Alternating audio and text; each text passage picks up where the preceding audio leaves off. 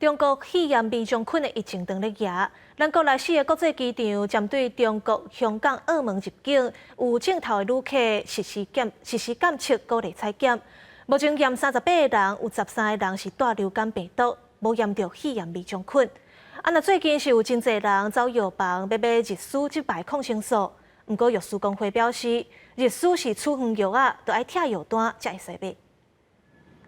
中国呼吸道疫情引起关注，疾管署11月2日开始，在台湾4个国际机场，针对中国香港、澳门入境有发烧相关症状的旅客，鼓励采检。检验包括流感、微种菌等21种病毒细菌。到29为止，有38个旅客采检，21个阳性，以流感为主。报告当中呢，最多占62%的是流感病毒，好，那另外有3位呢，占14%呢是新冠，也有3位占14%呢是腺病毒，好，另外这个两位占10%是 B 病毒，呼吸道感染算是目前常见的病毒。他们最近的这个资料看起来，应该是梅将军的疫情已经在下降，反而是这个改以流感为主，这个流感的占比一直在增加。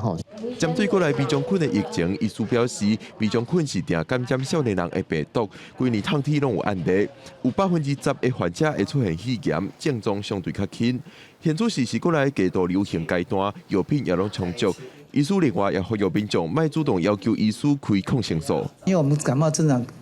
病程大概7到10天，那有的人